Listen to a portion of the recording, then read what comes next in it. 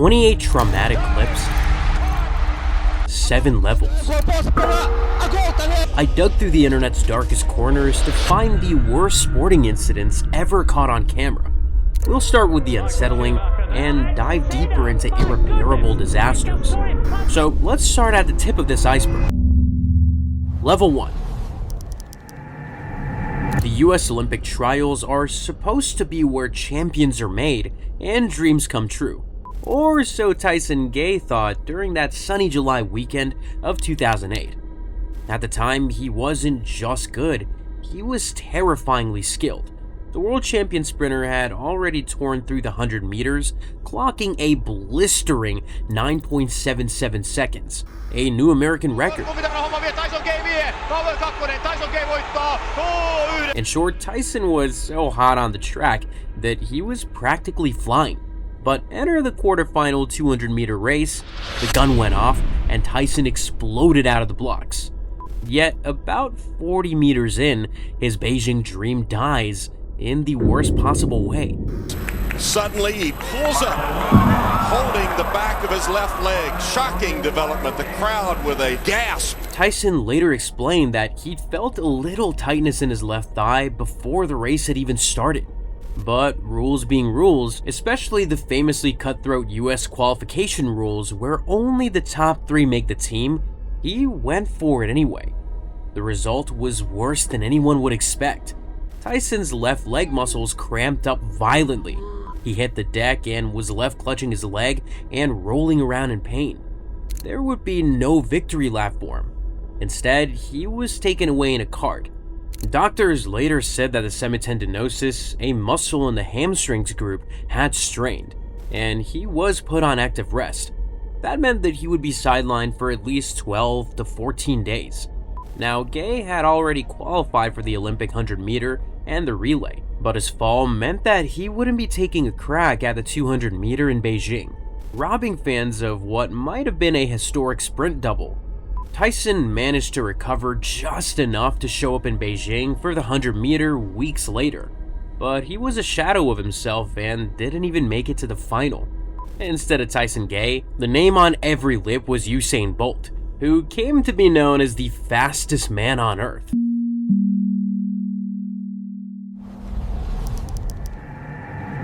One Saturday in March 2022, Chicago Blackhawks defenseman Connor Murphy was playing in the match against the Ottawa Senators, only to take a massive hit that no one saw coming.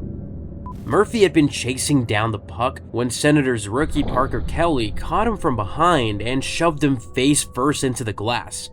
It was the sort of collision you'd usually see in highlights, until the person goes down and doesn't get up. Comes to the far side, Murphy pitches in, and he takes a big hit. Which was exactly what happened to Connor. He lay still on the ice, face down, and motionless.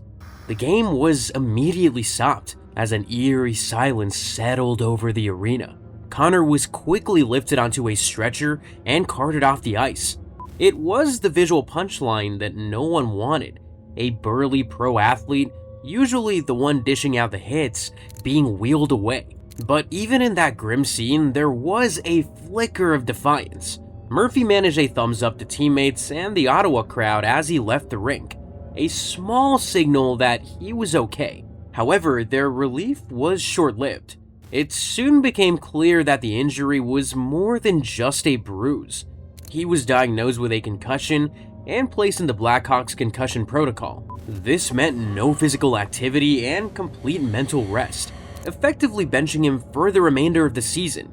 He would eventually make a full recovery and was back on the ice the next season. As for Parker Kelly, he was given a 5-minute timeout and a game misconduct for boarding.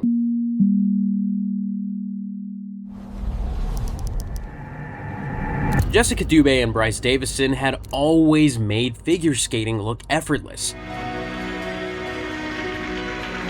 Until one misstep at the 2007 Four Continents Championships made the arena freeze in horror. The two had hit their side-by-side camel spins, one of those moves that looks effortless but demands razor-thin precision. The trick is to spin in a perfect mirror image, blade edges near enough to create visual harmony but not too close. Yet somehow, mid-spin, they drifted too close together. That's when it happened. Bryce's blade, that tiny strip of steel rotating at machine-like speed, met Jessica's face, and she fell immediately, clutching her cheek. Like a scene straight from a horror movie, the ice began to darken with her blood. A stunned Bryce was kneeling by her side as medics rushed into the rink. Jessica was stretchered off to a hospital, where she learned that an inch more and she would have lost an eye. In the end, she got 83 stitches from her cheek to her nose. But just 10 days later, Jessica was back on the ice doing what she loved. Pain, stitches, and PTSD therapy be damned. Level 2. When Shaun Livingston stepped onto the court for the game against the Charlotte Bobcats, he had no idea he was stepping into the most pivotal moment of his life. Midway through the first quarter of the game, Livingston headed for the basket like he always did. He got really close to the hoop and made a jump to score, but missed and ended up on the court writhing in pain. Instead of a clean landing, his foot had caught awkwardly, and his knee went sideways in a way anatomy never intended. It was one of basketball history's most gruesome injuries. Yet, even as Livingston screamed in agony, Shaun Livingston is really hurt. His teammates continued playing, unaware of the horrific injury he had suffered. When doctors finally got a closer look, the damage read like a medical horror checklist. Livingston didn't just tweak a ligament or strain a tendon, he tore up his ACL, PCL, dislocated both patella, and badly sprained his MCL. Basically, nearly every structural part that makes a knee at all. The injury was so bad that it was compared to what someone would have gotten in a car crash. Doctors were pretty sure they would be amputating his leg. Luckily, they didn't. For the next 2 years, Livingston was sidelined as he underwent multiple surgeries. He also had to get physical therapy. On the outside, it looked like a promising career had not just hit a speed bump, it had crashed through a brick wall. Eventually, he returned to court and pulled off a remarkable NBA comeback, winning 3 championships and carving out a 15-year career before finally retiring.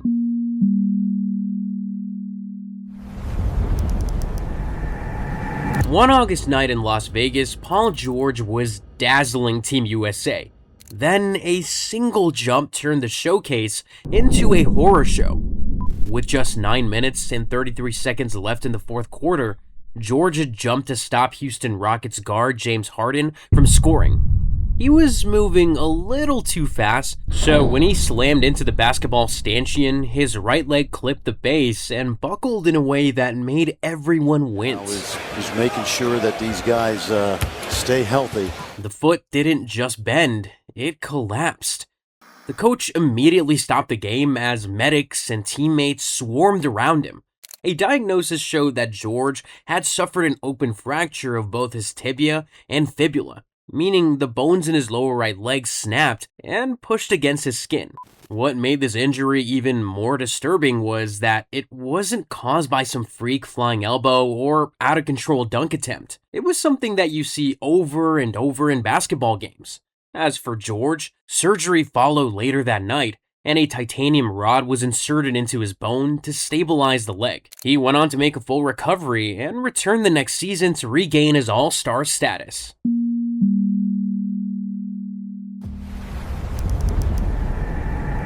It was October 27, 2012, and South Carolina's star running back Marcus Lattimore had already racked up 11 carries and a touchdown against the Tennessee Volunteers before the nightmare hit. He had just taken a handoff and was sprinting into the players like a man on a mission.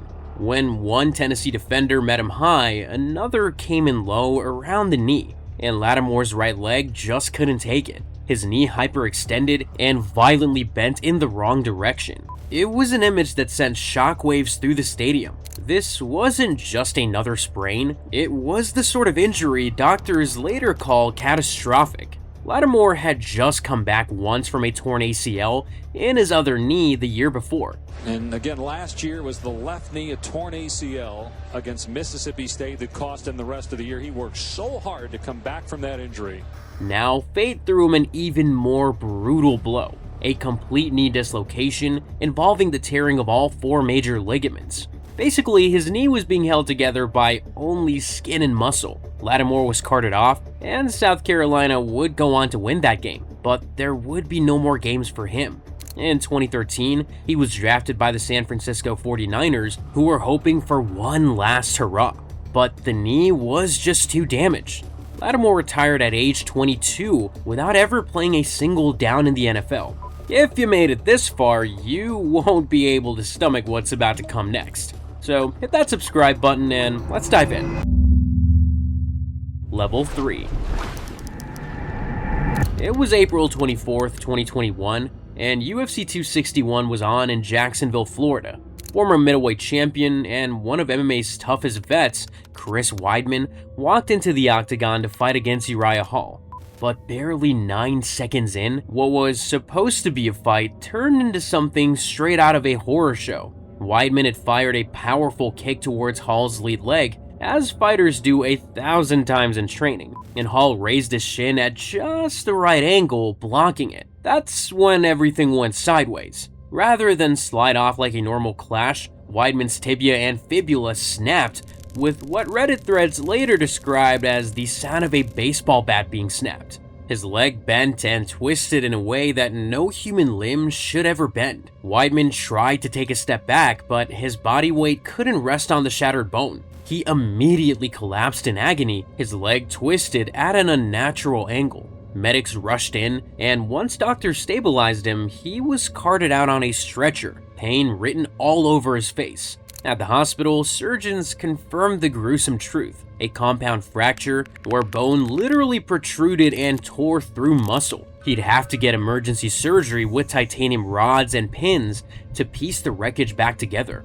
Weidman later admitted in interviews that the pain was unlike anything he'd ever felt. I feel like my balls are strapped to this thing and it's squeezing them. Yeah, it's like the Braves, right? Oh my god.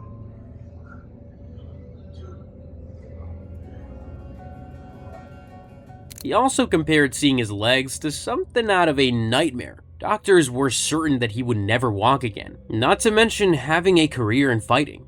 But in August 2023, Weidman defied all odds and came back to the octagon. Bizarrely, this wasn't the first time he had been involved in an injury involving a broken leg. On December 28, 2013, 8 years earlier, Weidman was in a rematch against Anderson Silva. Silva had thrown a hard kick at his leg, and he blocked the attack by lifting his knee. But when Silva's leg came away, the tibia and fibula of his left leg snapped. The exact injury Weidman would get some years later, making him the only fighter in UFC history to be involved in 2 injuries, once as the breaker and once as the broken.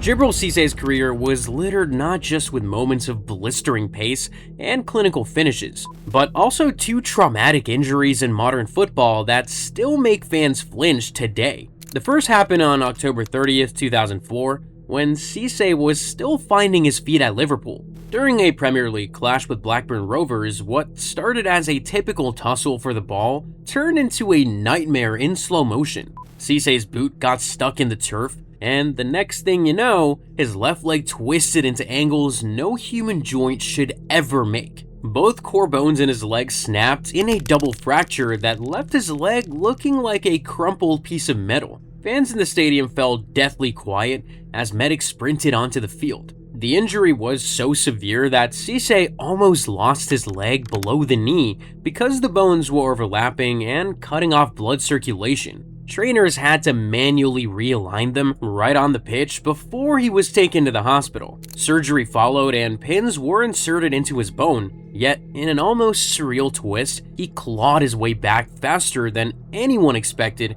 and was back on the field in April 2005, just 6 months later. By season's end, he'd scored key goals and was even part of the victory celebration when Liverpool won the Champions League. But just as the dust seemed to settle, fate smacked him again. Poor defender, and that was the second time they'd almost been caught.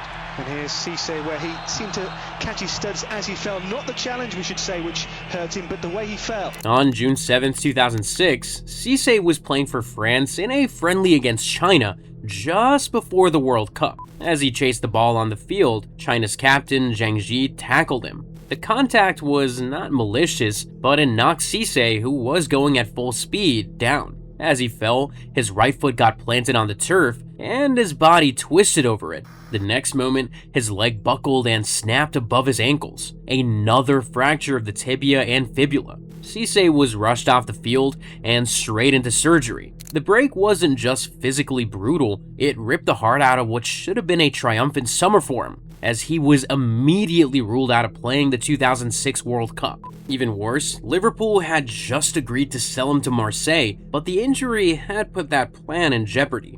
Fortunately for him, Marseille stuck with their side of the agreement, and their gamble paid off. 6 months later, a now recovered Cisse made his debut for Marseille, scoring his first goal for them not long after.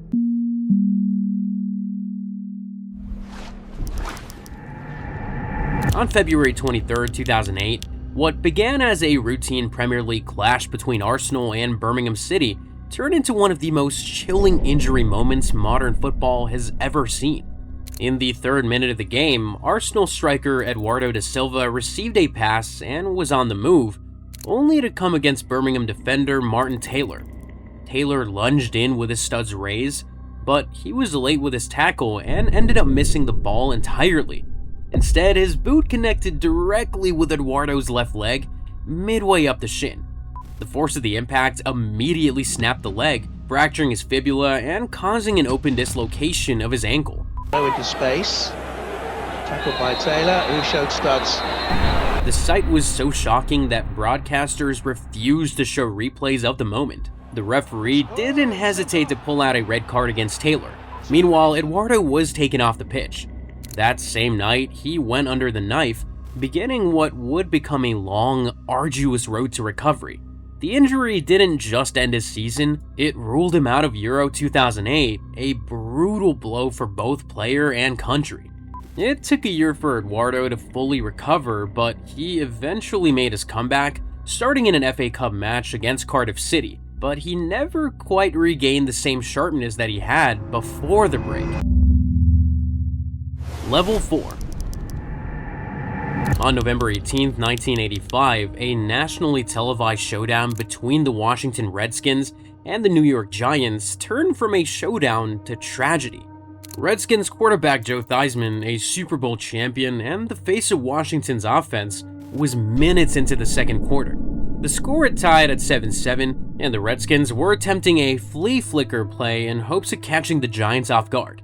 But the play collapsed when Giants linebacker Lawrence Taylor, who was known for his ferocity, converged on Theismann and tackled him. The tackle drove Taylor's knee right into Theismann's lower right leg, and the next moment his leg was hanging at a gruesome angle.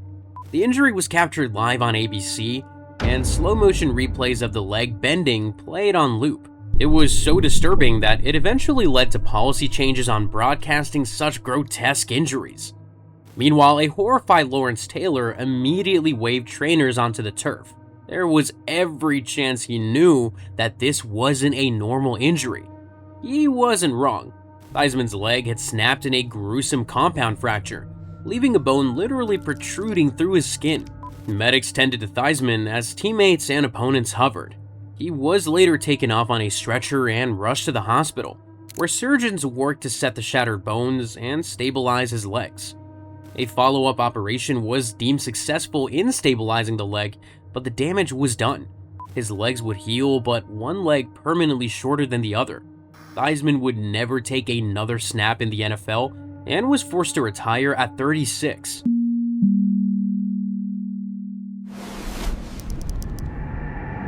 It was a packed crowd at the Bryant-Denny Stadium on October 1st, 2005. Alabama was playing against the Florida Gators, and star player Tyrone Prothro was on the cusp of a bright NFL future. But in the fourth quarter of their 31-3 lead, one brutal second killed his dreams. Prothro made a leap to catch the ball, twisting in midair like he always had. But as he came down, Florida defensive back D. Webb collided with him, forcing him to land on his left leg, leaving his lower leg buckled and bent at a grotesque 90-degree angle, with the bone nearly piercing the skin. Got a man open! Dive! Caught! The stadium that had been alive with cheers sank into stunned silence as replays of the graphic, unsettling injury hit the screen. Meanwhile, Prothro was swarmed with trainers before eventually getting carted off on a stretcher. He raised a hand as if to say, "I'm okay," even though nothing about that leg looked okay. It was later confirmed that he had suffered a compound fracture of both the tibia and fibula, and had to have a rod inserted into his leg to stabilize the shattered bones. He ended up spending 26 days in the hospital, fighting infection and enduring 11 surgeries just to keep his leg functional. Doctors eventually saved his leg, but Prothro never played another game of football, retiring before he ever made it to the NFL.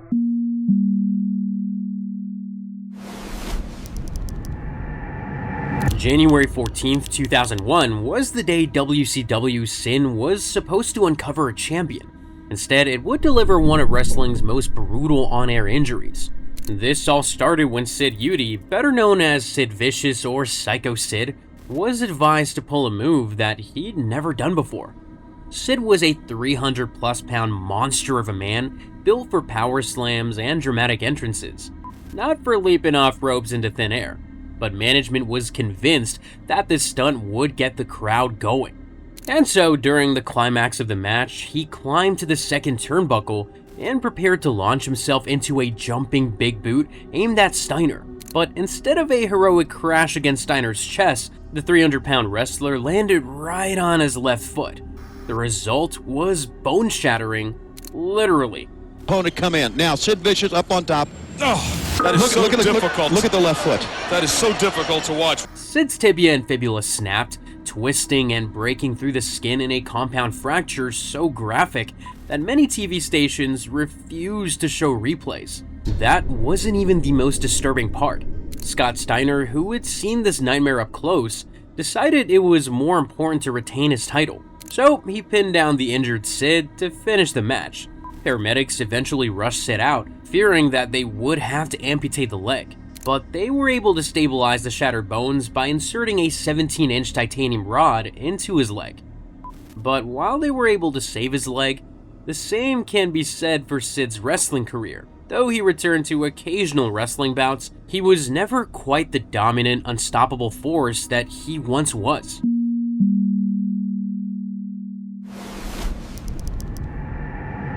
The Red Bull Rampage finale is where riders get to flirt with death on some of the most impossible terrain.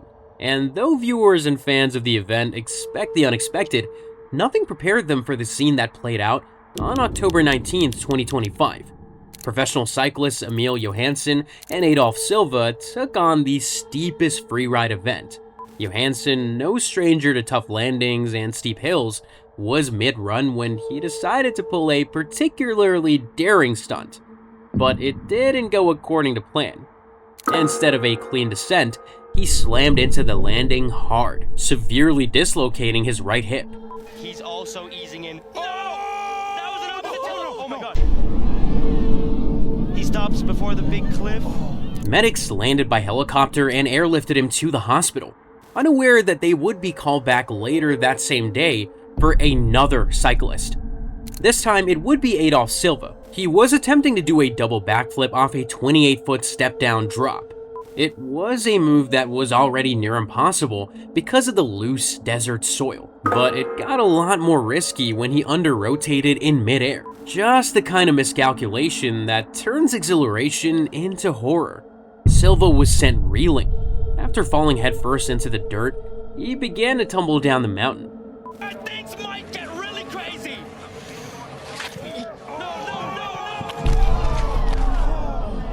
Instead of the applause of the crowd, onlookers and online viewers were thrown into a shocked silence.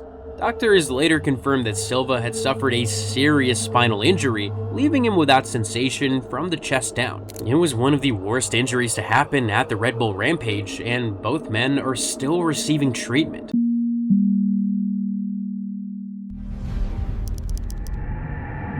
October 29th, 2017 was a crisp Sunday afternoon, and the Chicago Bears were hosting the New Orleans Saints for an NFL game. But in the first quarter, something gruesome happened that would redefine Zach Miller's entire career. Miller, a veteran tight end known for his reliable hands and bruising blocking, had just made a spectacular over-the-shoulder catch. But as he came back down, Miller's left leg took the brunt of his weight. What came next was one of the most catastrophic injuries ever. Miller's knee didn't just dislocate, his femur also sheared across each other, severing the artery that delivers blood to the lower leg. He was taken off the field in visible pain. At the hospital, vascular surgeons discovered that he had no pulse in his lower leg, and amputation seemed like the only option available. I cut my socks off to check for a pulse and could kind of tell just from the look of it. There was no, oh, hey, we got this, that. It was, you don't have a pulse in your foot, and we have to fix that. I hear him say to one of the workers, "Doc, am I gonna lose my foot?" That can't really be happening. Like, he really can't lose his leg from an injury. But in a moment of pure luck, they decided to graft a vein from his good leg to repair the artery. The process worked, but he had to undergo 8 more surgeries before being given a clean bill of health. Yet, despite their best efforts, Miller's time on the field came to an end. Adding salt to injury, the touchdown that Miller had sacrificed his career for was overruled by the officials because he had released the ball after his knee had shattered. Level 5. On March 24, 2014, what should have been a routine clash between the Newcastle Knights and Melbourne Storm would go down in rugby league history as the most harrowing moments of young Alex McKinnon's life. Just 30 seconds before halftime, the promising 22-year-old forward ran hard to make a hit. But in the blink of an eye, 3 Storm players converged on him. Brothers Jesse and Kenny Bromwich and Jordan McLean. They tackled and pushed, with McLean lifting McKinnon's leg while the Bromwich brothers held his upper body. When he landed, his head was twisted at an odd angle, and he was struggling to move. Medics rushed onto the field as his teammates and even opponents stared, unable to process what they were seeing. Turns out when McKinnon got tackled, on reflex he had dipped his head, tucking his chin to his chest to brace himself. That left his neck completely exposed. So when he landed headfirst, his neck took the full force of the blow and his vertebrae shattered. McKinnon was placed in a neck brace, carefully lifted onto a stretcher, and taken straight to the hospital. Scans later revealed a brutal truth. He had fractured his C4 and C5 vertebrae. Surgeons performed emergency surgery, removing damaged discs and fusing parts of the spine with bone grafts and metal support, even placing him in a medically induced coma to stabilize his condition. But when he recovered, there was no getting away from the brutal reality. McKinnon's life had changed forever. I felt invincible. I'd never had an injury in my whole career. I didn't think I would get injured. I was 21 years old at the time, and I was just oblivious to the fact that something like this could happen. At 22, he had become paralyzed from the neck down. His career in sports was over forever.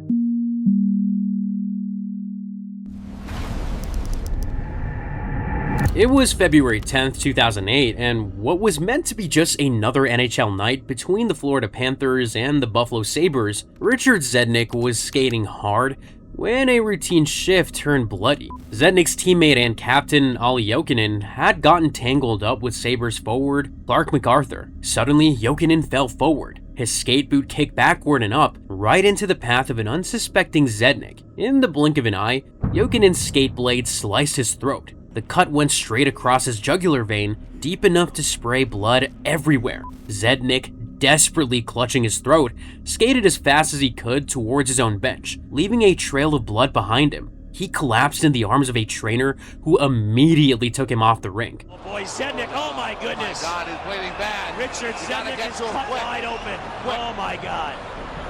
Oh folks, this is ugly. Richard Zednik is cut wide open. Zednik lost 5 pints of blood and was rushed off the ice on a stretcher. For context, an adult male has about 12. His season and literally his life were hanging in a frightening balance. Surgeons worked frantically to save his life and were able to clamp the artery just in time. Over the next days, he stabilized and eventually made a remarkable recovery, returning to the ice the following season.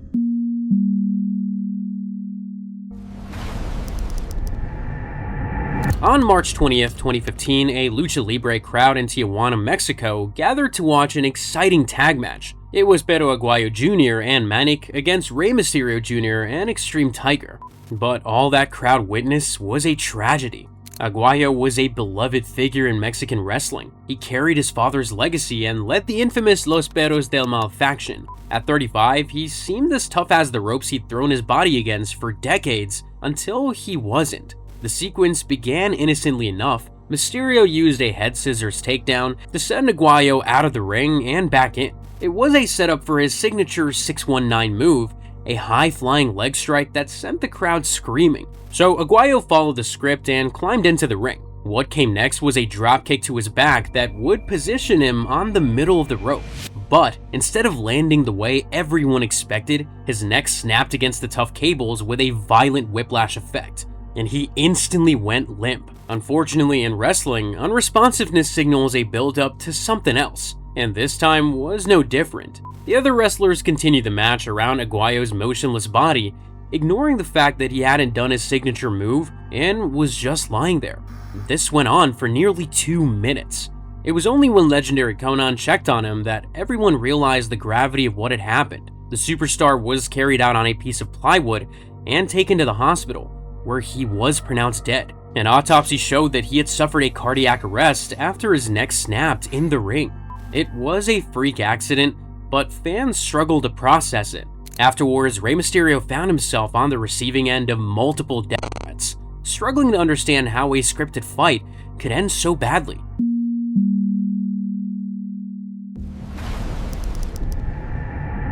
On May 23, 1999, what should have been just another over-the-edge pay-per-view from the World Wrestling Federation turned into one of pro wrestling's most chilling tragedies. Owen Hart, a beloved member of the legendary Hart family and a fan favorite, wasn't walking to the ring that night. He was flying. Literally. His character that evening was the Blue Blazer, a comic superhero persona complete with a cape and theatrics. The idea was for him to be lowered from the rafters into the ring so he could theatrically get tangled and then flop comically onto the canvas for a laugh. But this was one of those moments where illusion collapsed into grim reality. Hart was suspended 78 feet above the ring, trying to adjust his cape. Suddenly, the harness rigging malfunctioned, and the quick release system on his harness, a clip designed for sailboat rigging, not human stunts, disengaged. There was no harness to hold him back, and in a split second, he plummeted roughly 78 feet towards the ring below. If he landed on the canvas, it would have been a little bit forgiving, but instead, Hart struck the top rope chest first, mere feet from a turnbuckle, before tumbling into the ring. The impact severed his aorta, causing massive internal bleeding. The television audience didn't see the fall because the pre-taped interview was still playing, but the live crowd who witnessed it assumed that it was a dummy and was part of the show. They realized their mistake when announcer Jerry Lawler ran from the desk to the ring. Hart was rushed to the hospital but was pronounced dead on arrival. I have the unfortunate responsibility to let everyone know that Owen Hart has died. The aftermath was, if anything, as dark and dramatic as the accident, because after a brief pause, the event continued as if nothing had happened. This decision rightfully sparked outrage among fans, collecting heavy criticism from within the wrestling world. His widow, Martha Hart, ended up suing the WWF, ultimately settling for millions and establishing the Owen Hart Foundation in his honor. Level 6.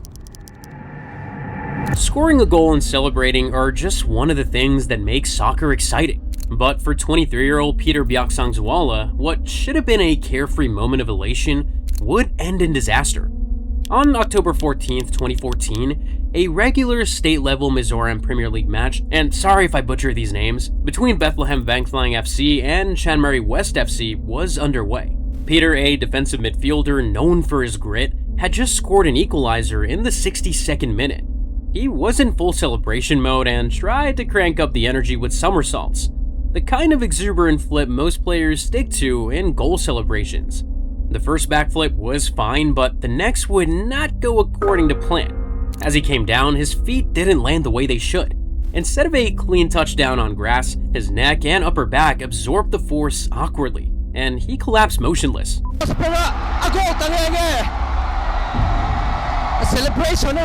His teammates were the first to realize that something was very wrong, so they rushed in and urgently signaled for medical help. Peter was quickly taken to the hospital, where a CT scan revealed that he had severely damaged his spinal cord, striking the very core of his nervous system. Emergency surgery followed, and he was placed in intensive care. Friends, coaches, and fans held out hope that he would make a comeback, but the damage was too profound. Just 5 days after that ill-fated celebration flip, Peter Biaksangzwala died from his injuries. In the end, Bethlehem Vanklang FC retired its number 21 jersey as a mark of respect in his memory.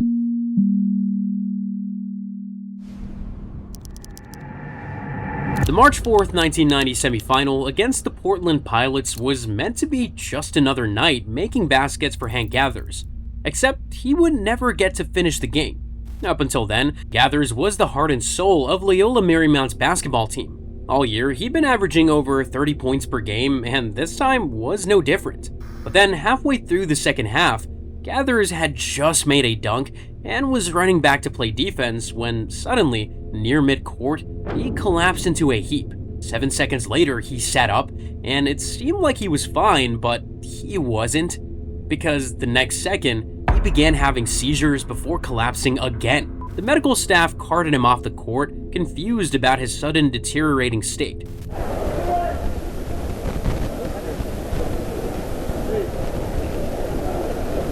After all, there was no foul and no collision with any other players. But later, the news got out. Gathers had suffered a sudden cardiac collapse brought on by a heart condition. Turns out, back in high school, he had been diagnosed with exercise-induced ventricular tachycardia and was on medication for it. But the drugs had started to affect his performance on the court.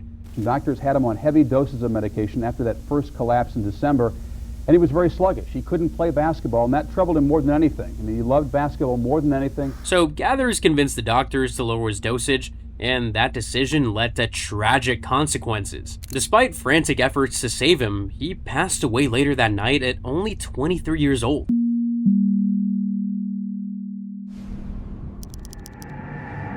It was fight night in Accra, Ghana, and a packed crowd had gathered to watch. But they had no idea that they would watch a man's final round though. 40-year-old Nigeria's light heavyweight champion, Gabriel Olanrewaju, was set to face Ghana's John Mbanugu in a light heavyweight bout. For the first 2 rounds, Gabriel was competitive, landing punches and holding his own.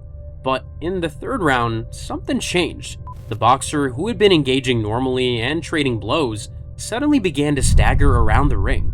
For a moment, he seemed to gather himself, but it wouldn't last. Through a double punches there from Gabriel. And oh my goodness! A minute later, his condition took a turn for the worse. The referee initially thought that it was a slip of exhaustion and began counting, but then he checked the fighter and realized he was unresponsive. The match was immediately stopped as medical staff rushed into the ring. What should have been a typical 10-count rescue situation quickly became something far more grave. He was transported to the hospital, where doctors worked frantically to resuscitate him. But despite their best efforts, Gabriel was pronounced dead shortly after arrival.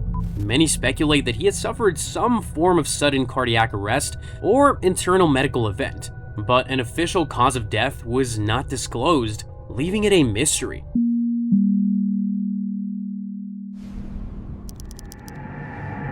On November 26, 2025, what should have been a normal day of basketball practice in Lakan Majra village, Rohtak, turned into a haunting tragedy, sending shockwaves through India's sports world. 16-year-old national-level player Hardik Rathi was a promising young athlete with medals from sub-junior and youth national championships. That day, he was at a local court working on his game. CCTV footage showed Hardik take a run-up toward the hoop, leap up, and grab the rim. A normal dunk practice with basketballers, but what happened next was anything but normal. In a split second, the rusted iron pole holding the backboard gave way beneath him. The entire structure collapsed, the heavy rim and support striking his chest with terrifying weight. Friends and other players on site rushed in to lift the twisted metal off of him, but there was no saving him. Hardik suffered internal bleeding and died before he could be stabilized. What made his death even more chilling was that the locals, including coaches and academy staff, had repeatedly warned the authorities about the old rusty pole. They had urged them to repair or replace it before something terrible happened, but their warnings went unheeded. Worse still, Hardick's death was not an isolated freak accident. Just 2 days earlier, another teenager, 15-year-old Aman Kumar, had suffered an eerily similar fate. During training, he'd held onto the rim on a rusted basketball pole, and the entire structure collapsed on him. Immediate steps were taken after that to stop the use of unsafe equipment, and Haryana's chief minister ordered inspections of all sports complexes. The district sports officer was also suspended, but for Hardick, Aman, and their families, it was too late.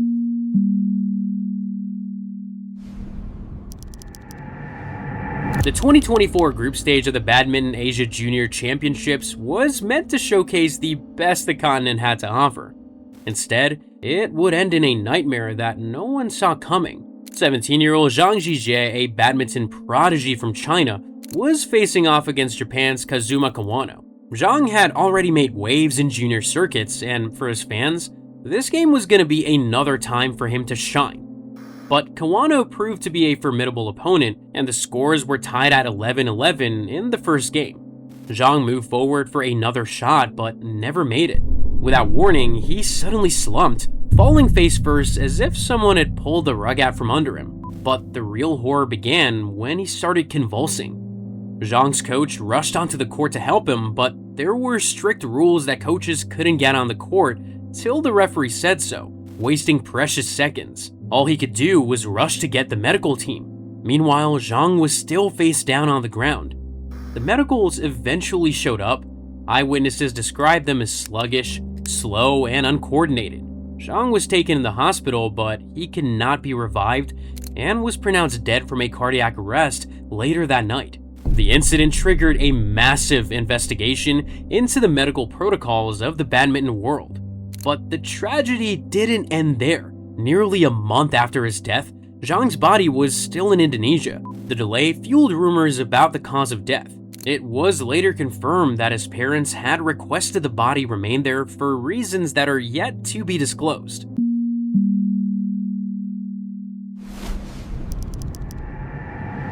On February 12, 2010, Nodar Kumaritashvili was kicking off what should have been the biggest week of his life, the Vancouver Winter Olympics. But it ended on a devastating note. Nodar was a luge slider who had spent years hurtling down icy tracks towards his Olympic dream, and that morning was no different. Just a few hours before the opening ceremony kicked off, he was training on the Whistler Sliding Center, a track that was notorious for being the fastest and most dangerous in the world. Traveling at 90 miles per hour, Nodar turned into the final curve, popularly known as Thunderbird.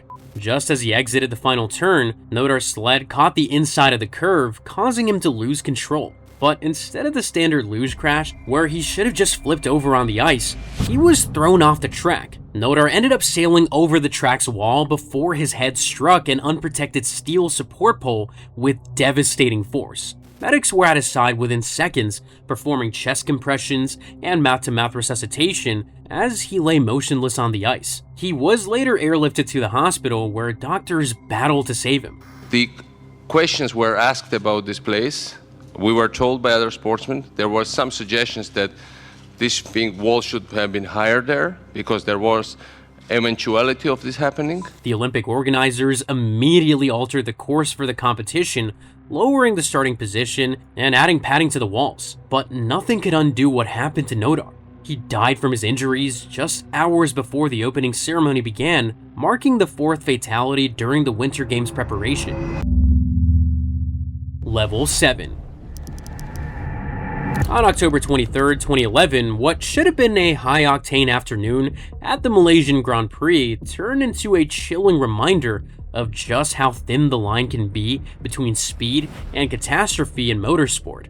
24-year-old Italian MotoGP rider Marco Simoncelli, known to his fans as Super Sick, was competing at Sepang International Circuit. During the second lap, he was in fourth place when his bike slid out from under him. In instances like these, the rider and bike would normally slide off the track into the gravel trap with no damage. But that's not what happened. because Simoncelli did not let go of the handlebars. Instead, he tried to use his body weight to force the bike back upright, a technique that can often prevent a low side slide and get back in the race. Though the tire did regain its grip on the road, it shot sharply to the right, directly back into the racing line. Simoncelli was left hanging off the right side of the bike and in the path of Colin Edwards and Valentino Rossi, two seasoned riders who had no time or space to avoid him. The next few seconds were a biker's worst nightmare. Edwards struck Simoncelli's lower body, while Rossi's bike collided with Simoncelli's head and neck area. The collision was so violent that his helmet was knocked off. He was rushed to the medical center, where doctors fought desperately to save him, but the injuries were just too intense. Simoncelli succumbed to his injuries less than an hour after the crash. Why we are here. The purpose of this press conference is to appraise you of the circumstances that resulted in the tragic death of Marco Simoncelli. And Valentino Rossi, who happened to be his friend and mentor, was left with the haunting memory of the last moment he saw his friend alive.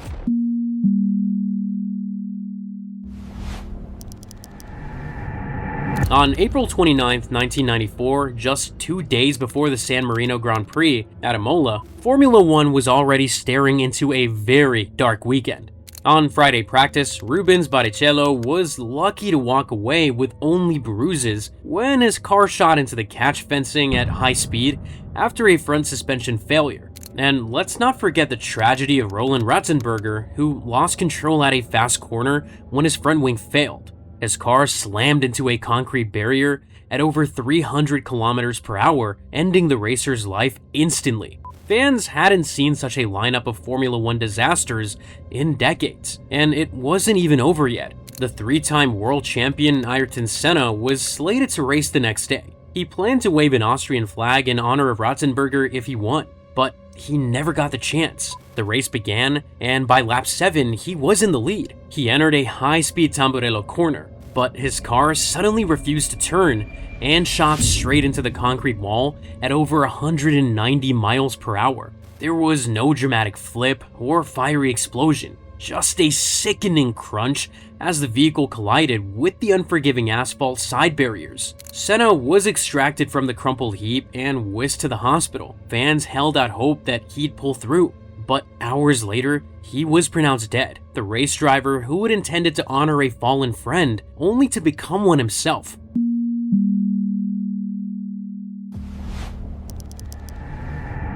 The night of November 13th, 1982 was supposed to be the biggest night of South Korean challenger Duk-Koo Kim's life. And it was, but just not in the way he expected. This gritty fighter had come from humble beginnings and clawed his way up the rankings. He had now earned a shot at Ray Boom Boom Mancini, the charismatic American champion. That night, the bright lights of Caesar's Palace in Las Vegas were shining on the nationally televised WBA lightweight title fight between the two men. It was supposed to be an easy win for Mancini, but that's not how it panned out. For more than a dozen rounds, they slugged it out, bruising each other and thrilling the crowd. By then, Kim's face was swollen beyond recognition, and Mancini's knuckles were bruised, but neither man looked willing to throw in the towel. Then came the 14th round. Just 19 seconds in, Mancini unleashed a solid right punch that sent Kim reeling backwards into the ropes. Once more, he managed to get to his feet, but Kim took too long, and referee Richard Green stopped the bout, declaring Mancini the winner by technical knockout. While the crowd celebrated, tragedy struck as Kim collapsed in the ring. Medics rushed him out on a stretcher and whisked him to the hospital. A scan showed that he had suffered a massive subdural hematoma, blood pooling around his brain, and was in a coma. Although surgeons operated for hours in a desperate bid to relieve the pressure in his skull, the damage was too severe. 5 days later, at only 27, Kim took his last breath. It was a moment that changed boxing forever, as World Championship bouts were immediately limited to 12 rounds. Stricter safety precautions were also introduced, but the tragedy didn't stop with Kim's death. His mother, devastated by the loss, took her own life just a few months later. Referee Green was also hounded by guilt and public scrutiny for not ending the match sooner, and he too ended his life a year later. As for Mancini himself, he spiraled into depression, often talking about how people would ask him if he'd killed Kim. I've had success, and I've also had to deal with tragedy and failure. So I think people can identify because that's human experience. It was one of the biggest fights of the 1980s, but there were no real winners. None of the players woke up that day planning to get hurt. But what about the people who chase thrills in places that don't forgive mistakes? Find out in the worst near-death outdoor adventures, Iceberg.